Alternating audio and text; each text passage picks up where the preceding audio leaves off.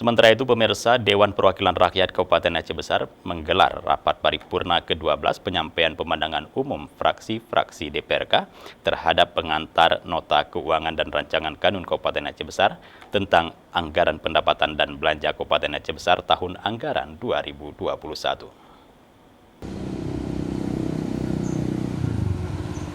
Kepada media usai rapat paripurna ke-12, Ketua DPRK Aceh Besar Iskandar Ali mengatakan, dalam 4 hari terakhir Badan Anggaran DPRK Aceh Besar sesuai dengan fungsinya sudah membahas KUA dan PPAS APBK Aceh Besar tahun anggaran 2021.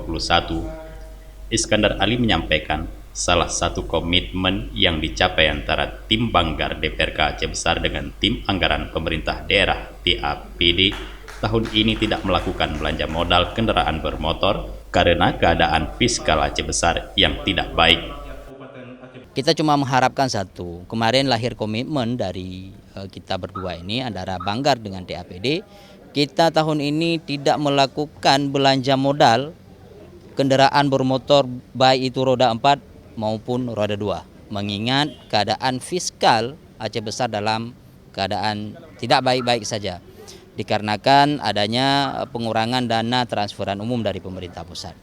Dari sektor PAD kita targetkan seperti nota keuangan yang diserahkan oleh Pak Bupati itu sekitar asumsinya 180 miliar.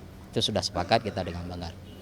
Nah, oleh sebab itu kita masih menilai adanya penganggaran yang berulang, terlebih pada biaya rutin, biaya belanja barang dan jasa. Nah, ini terus kita rasionalisasikan. Kita perintahkan kepada tim TAPD untuk merasionalisasikan. Ini kan standar harganya sudah ada, apalagi ini dengan standar harga baru mengacu kepada Perpres nomor 33 tahun 2019.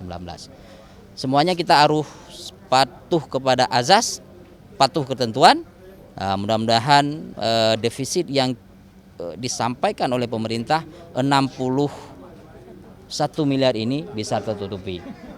Iskandar Ali berharap tahun 2021 yang merupakan tahun keempat RPJMD Aceh Besar tahun 2017-2022, seluruh visi dan misi Bupati Wakil Bupati yang sudah dijabarkan dalam RPJMD Aceh Besar dapat diimplementasikan dalam rancangan kerja anggaran APBK Aceh Besar tahun 2021.